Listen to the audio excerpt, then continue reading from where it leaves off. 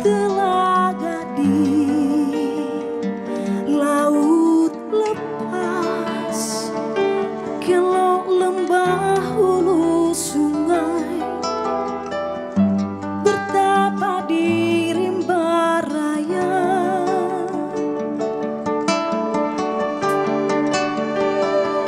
Malam indah kulampaui,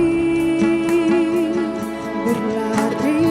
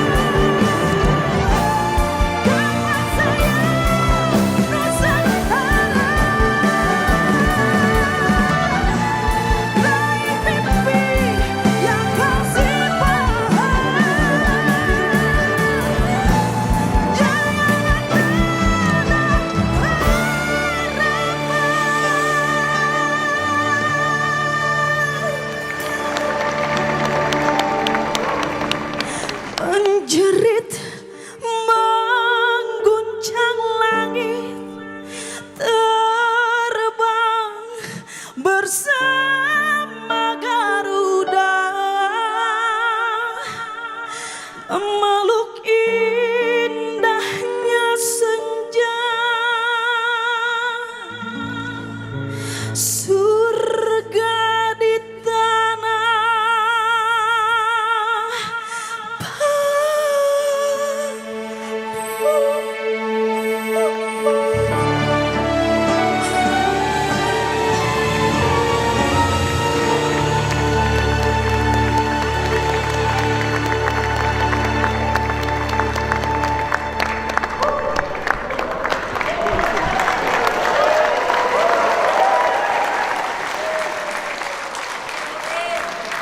Assalamualaikum warahmatullahi wabarakatuh. Salam, Sampurasun, Om Swastiastu, Namo Buddhaya, salam kebajikan. Wa nyambe. Terima kasih. Saya tidak akan banyak yang terhormatnya, waktunya nanti habis. Bu Wamen, Pak Wamen, Pak Sekda mewakili gubernur, Pak Wali Kota, dan Nyonya besarnya. Terima kasih. Ini adalah contoh suami setia bagi para bupati di Jawa Barat. Kemudian Ketua Panitia, Dr. Amerika, terima kasih. Para pendeta, tamu dari Jepang. Penyanyi saya nggak bisa meneruskan lagu, karena rasa dan cintanya itu bersatu. Apa sih yang hilang dalam sistem birokrasi di Indonesia? Apa yang hilang dalam pendekatan pembangunan di Indonesia dari waktu ke waktu, termasuk di daerah-daerah di Jawa Barat, adalah hilangnya rasa dan cinta. Manusia tertinggi itu etnoscience. Etnoscience itu di atas teknokrasi. Apa sih yang menjadi keunggulan orang Nusantara? Keunggulan orang Nusantara itu adalah budi pekerti. Karena keunggulannya budi pekerti, maka pendekatan pembangunan harus menggunakan rasa. Karena dari rasa lahirlah rumasa, kalau dalam teologinya orang Sunda. Rumasa itu adalah sebuah sistem sikap di mana tidak boleh meletakkan diri merasa lebih tinggi dari orang lain, meletakkan pengetahuan menganggap orang lain bodoh, dan dalam teologinya orang Islam itu digambarkan dengan Firaun. Apa yang ada dalam pikiran kita yang merasa pinter jadi birokrasi ini adalah menganggap kaum tradisi itu orang-orang yang tertinggal. Menganggap kaum adat itu orang-orang yang bodoh, sehingga mereka dalam pembangunan seringkali tidak dipahami oleh kita. Mereka adalah sumber pengetahuan. Maka karena mereka tidak dipahami sebagai sumber pengetahuan, leluhur tidak dianggap sebagai sumber ilmu, seluruh pengambilan keputusan teokratis dan teknokratis Indonesia semua landasannya adalah studi. Studinya studi luar negeri.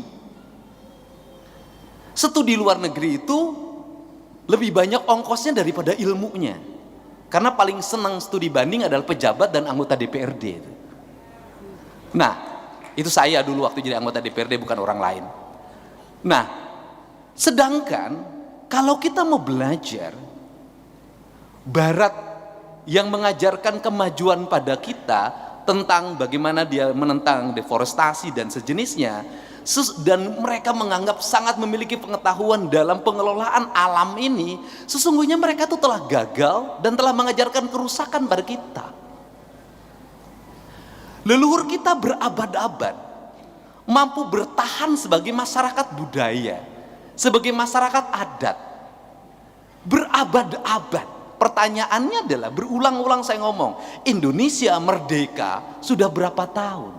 80 tahun. Dari 80 tahun ini penurunan sumber daya alam, hilangnya logam mulia, terjadinya kerusakan di hutan, terjadinya kerusakan di laut, terjadinya kerusakan sungai, itu udah berapa?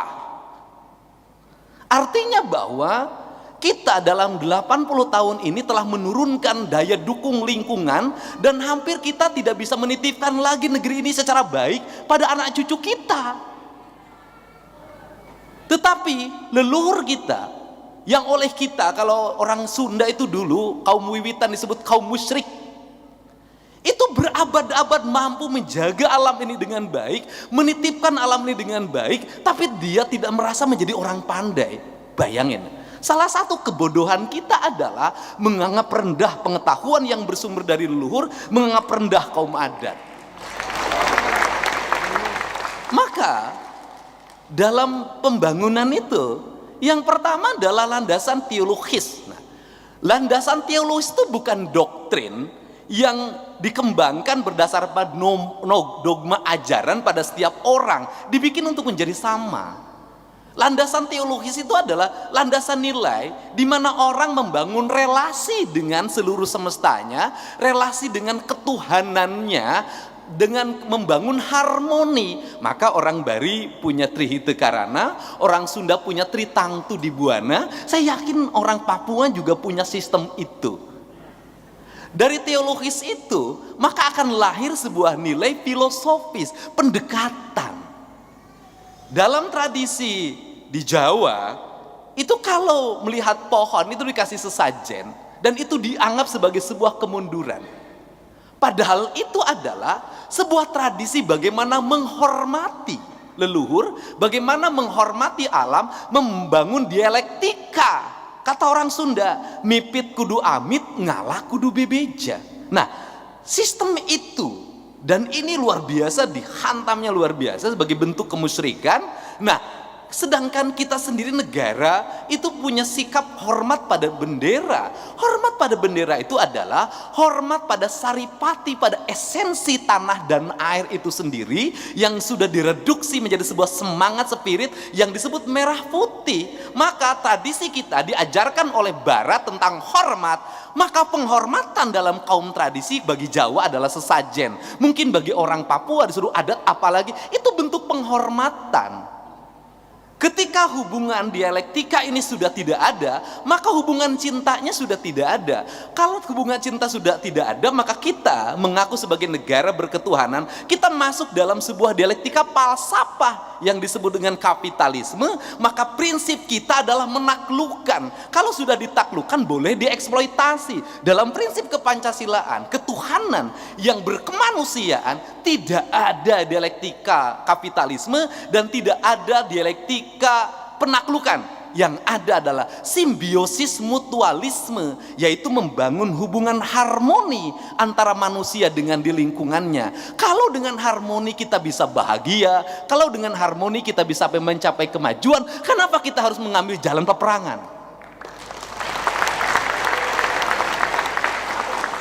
Kalau alam bisa diajak oleh kita bicara, kenapa kita harus menghancurkan? Kalau sumber mata air oleh kita bisa diajak bicara, kenapa kita harus membuat pencemaran? Kalau hidup bahagia dengan damai, kenapa harus pilih peperangan? Kenapa? Kapitalisme mengajarkan penaklukan, penaklukan mengajarkan hegemoni. Dalam sepanjang sejarahnya, hegemoni ujungnya adalah penindasan dan peperangan. Maka kita sebagai Republik berpancasila, kita tidak memilih konflik yang tidak berakhir. Konflik hegemoni yang diajarkan oleh negara lain. Maka kita harus memilih jalan, jangan jalan pintas. Leluhur kita tidak mengajarkan jalan pintas. Leluhur kita mengajarkan jalan berliku, tanpa merendahkan, tanpa menghancurkan. Kolonial Belanda tidak mengajarkan jalan lurus. Karena kalau jalan lurus, banyak gunung yang ditubruk, banyak karang yang ditebas, banyak yang dikorbankan. Kolonial Belanda memilih jalan berliku. Perlu kesabaran. Itu Daendels di Jawa memilih jalan berliku. Kenapa? Dia tidak boleh terlalu banyak yang dikorbankan. Meskipun Daendels di Jawa itu dituduh membuat erodi, tapi penelitian hari ini menunjukkan justru penyimpangan dilakukan oleh para pemimpin daerah pada waktu itu. Untuk itu, setelah filosofi apa? Ideologi. Ideologi itu apa? Sistem keyakinan. Ideologi Pancasila itu apa? Ideologi Pancasila adalah ideologi yang tersebar dalam 420 masyarakat adat di Papua. Itu ideologi. Kenapa? Ideologi harus melahirkan kekuatan, energi. Saya katakan, Papua kehilangan alamnya, maka rakyatnya akan lemah. Kenapa rakyatnya lemah? Sistem keyakinan pada leluhurnya terputus oleh kehancuran ekologi. Setelah itu apa? Yang terjadi ajaran di Pulau Jawa, di Jawa Barat apa? Orang-orang yang tersisih memilih jalan pintas, mempersenjatai diri, melakukan penekanan. Jangan. Prinsip apa? Tidak boleh dihilangkan tata nilainya. Kenapa? Ini pertahanan negara. Pertahanan negara apa? Sistem pertahanan Indonesia adalah sistem pertahanan semesta. Karena sistem pertahanan semesta, maka semestanya harus bersama-sama dengan yang mempertahankan dan yang dipertahankan. Semestanya tidak boleh berpisah. Karena semestanya tidak boleh berpisah, rakyatnya tidak boleh berpisah dari semestanya, keyakinannya tidak boleh berpisah dari semestanya. Untuk apa? Agar punya daya tahan terhadap tekanan luar apabila perang terjadi. Indonesia mampu bertahan, melakukan perlawanan perang kolonial pada waktu itu. Kenapa? Kemampuan pertahanan semestanya yang didasarkan pada idiom-idiom lokal wisdom pada waktu itu. Hari ini kita bisa melihat bagaimana daya tahannya Iran terhadap gempuran Amerika 42 tahun di embargo. Kenapa kuat? Dia punya sistem pertahanan semesta berbasis alam dan berbasis keyakinan leluhur. Kalau Indonesia, kalau Papua, masyarakatnya terpisah dari alamnya, maka panahnya tak beracun lagi. Maka larinya tidak akan keras lagi. Maka tubuhnya tidak akan bisa lagi menghadapi malaria. Maka dia tidak bisa lagi berlari di atas samudra. Kenapa? Dia sudah menjadi orang yang terasing dalam lingkungannya, dan lingkungannya tak lagi memberikan perlindungan. Kenapa? Sudah ada yang terpisah antara manusia dengan semestanya. Maka budaya yang membentuk karakter lingkungan akan memperkuat dirinya. Dan yang berikutnya adalah tinggal satu hal yang kita masukkan adalah sosiologinya. Sosiologi kita sudah terbangun. Masyarakat Papua, masyarakat yang memiliki nilai sosiologis yang tinggi. Dia terbuka bagi siapapun. Orang Sunda di sini bisa hidup. Saya tahu orang Papua itu penyayang, hidup penuh dengan cinta, lembut, mirip orang Sunda. Tapi ada karakter yang mungkin kalau di era kompetitif agak berat, pundungan. Apa itu pundungan? Kalau dia tersinggung, dia tak mau lagi bermain bola dengan baik. Dia tidak mau lagi belajar dengan baik. Anak-anak Papua yang di saya banyak sejak saya bupati. Saya ngurus mereka sepak bola. Saya sekolahin mereka.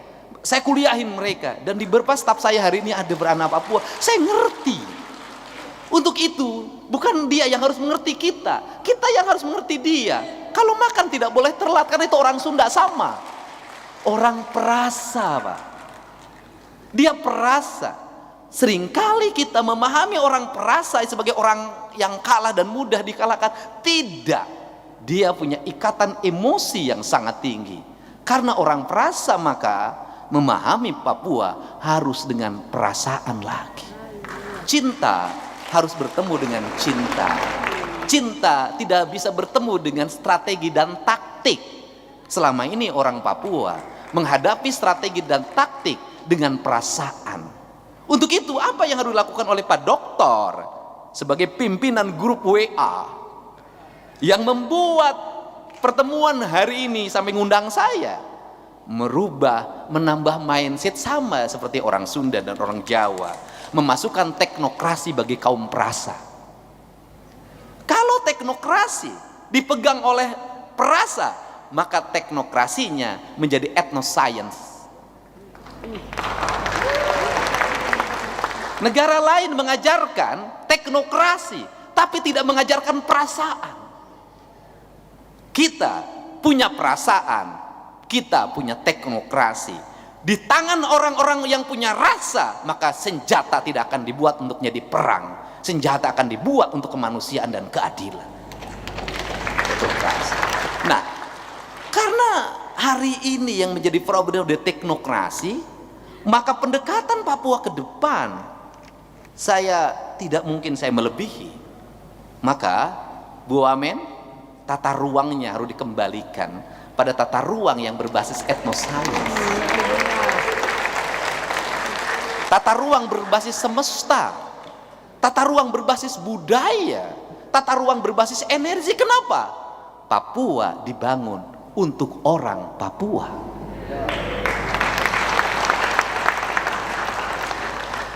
Kita belajar juga dari industrialisasi di Jawa Barat. Apa yang terjadi di industrialisasi? Selain kemajuan, pendapatan yang meningkat, ekonomi yang semakin tinggi, banyak orang yang kehilangan tanahnya. Tadinya dia merasa bangga ketika tanahnya berubah jadi industri, dia punya kontrakan, 100 kontrakan, tapi karena kawin terus akhirnya kontrakannya tinggal 2. Karena tradisi, itu tradisi. Nah, sia orang Sunda si aingnya hos ya. Makanya saya memberikan contoh, daripada kawin terus lebih baik tidak kawin.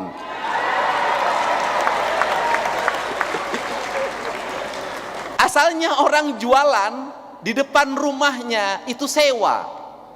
Dalam waktu 5 tahun, yang jualan itu sudah berubah menjadi pemilik rumahnya, dibeli lagi, lagi.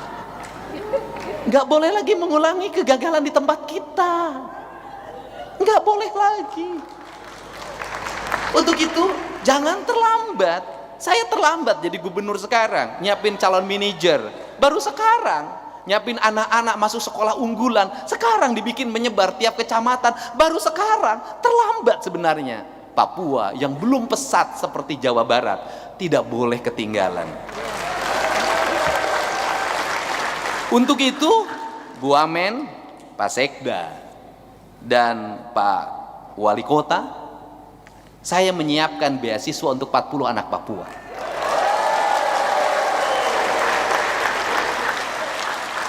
Silahkan kuliah di Bandung, biaya hidupnya kami tanggung sampai dia selesai. Tapi kalau nanti saya galak-galak sama anak Papua di sana, sebenarnya bukan benci. Karena kau bukan lagi bersaing dengan orang Papua, kau bersaing dengan banyak orang yang punya pikiran strategik, yang punya kebiasaan licik, Untuk itu kita tidak boleh lagi mau dilicikin. Orang Papua sama dengan orang Jawa, tidak punya curiga pada orang. Semua orang baik, semua orang teman. Tahu-taunya istrinya diambil. Biar ketahui. Ini yang harus dilakukan. Ini harus dilakukan sehingga menurut saya dimensinya ada 2 yang harus dilakukan. Yang pertama dimensi kesejahteraan, masyarakatnya harus terus didorong berbudidaya, berkemajuan, ekonominya harus terus meningkat. Saya nggak terus menjabarkan terlalu jauh, nanti salah dalam penyampaian. Yang kedua adalah menyiapkan mereka dalam masa depan. Jangka pendeknya dapurnya harus dipenuhi, jangka panjangnya anak-anaknya harus dipersiapkan. Kalau anak-anak Papua ingin maju, kuliahnya di luar Papua, biar dia terbiasa bersaing dengan berbagai ragam suku, etnis, dan bangsa. Tetapi juga jangan semuanya balik ke Papua. Kenapa? Nanti bertengkar sesama kawan. Saya tahu itu karakter. Jadi orang Papua jangan juga berpikir hanya kembali ke Papua. Harus berpikir suatu saat ada orang Papua jadi wali kota di Jawa Barat, itu lebih hebat. Ada rektor orang Papua di sana. Jangan berkumpul di sini. Karena apa? Kalau semua orang Papua kumpul di sini nanti bertengkar setiap hari. Ibu Wamen bisa maju karena pindah ke Jakarta. Dan ini ASN Papua pertama yang jadi Wamen. ASN. Jambatan tertinggi biasanya Sekda, ini Wamen. Sebentar lagi dia akan datang bulan, men.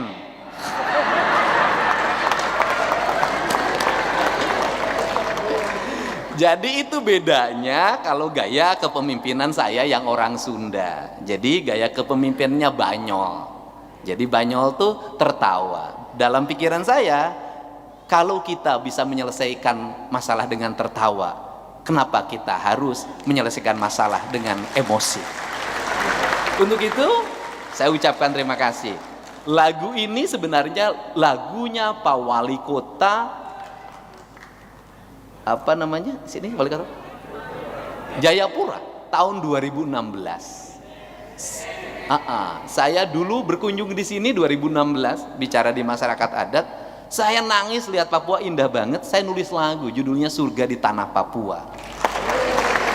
Kemudian lagu itu dibeli sebenarnya oleh Pak Wali Kota 40 juta. Jadi sebenarnya ini lagu Pak Wali Kota karena sudah dibeli. Tapi oleh saya dibayar lagi dengan 40 mahasiswa Papua kuliah di Jawa Barat. Jadi lagu ini sebenarnya, jadi Anda lihat saya nangis, saya benar-benar mencintai tanah ini. Saya melihat masih ada yang original di negeri ini namanya Papua. Karena di tempat kami sudah hampir tidak bisa mendapatkannya. Di sini kami mendapat kejernihan air, di sini kami mendapat kejernihan udara, di sini kami mendapat alam yang sangat indah. Untuk itu, jaga keperawanan Papua. Jangan kaum hidung belang menidurinya. Sekali lagi bahasa saya, tetap jaga keperawanan Papua. Jangan biarkan orang hidung belang menidurinya setiap malam. Karena kelak setelah dia punya penyakit kelamin, semua orang akan meninggalkan dan menghinakannya. Jagalah kehormatan masyarakat Papua. Jangan sembarang orang menghina dan merusak tanah Papua. Untuk itu saya ucapkan terima kasih. Saya sekali lagi katakan, surga di tanah Papua. Keindahan semesta Indonesia itu ada di tanah Papua. Jagalah, karena suatu saat kita akan kehilangan ketika dia sudah tidak ada. Yang terakhir, etnoscience nanti harus ditumbuhkan dalam berbagai bentuk desain arsitektur pembangunan. Kita boleh belajar sama Bali, Pak.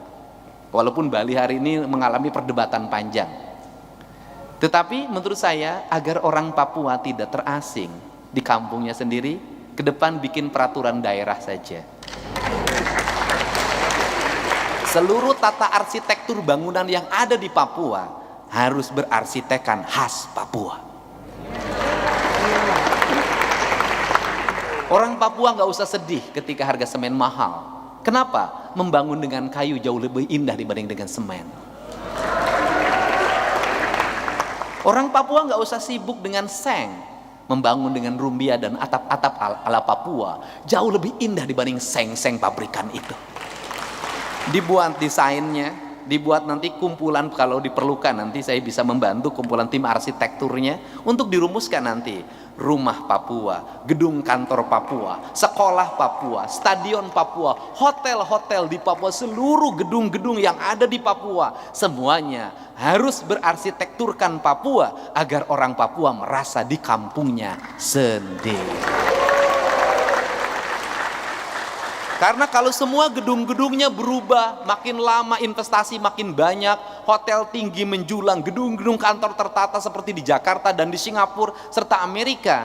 Mohon maaf, suatu saat orang Papua akan merasa minder tinggal di Papua karena dia merasa bukan kampungnya lagi, dan makin lama makin terdominasi dan makin terpinggirkan. Kita belajar bagaimana Jakarta berkembang, kita belajar bagaimana megapolitan berkembang. Kita belajar Depok berkembang, ini wali kotanya, bagaimana warga Betawi Depoknya makin tidak punya tempat, tidak punya ruang. Tidak boleh kita mengulangi kegagalan yang pernah kita lakukan. Kita tata Papua sebagai mini Indonesia masa depan. Terima kasih, salam untuk seluruh warga Papua, damai selalu, surga di tanah Papua. Assalamualaikum warahmatullahi wabarakatuh.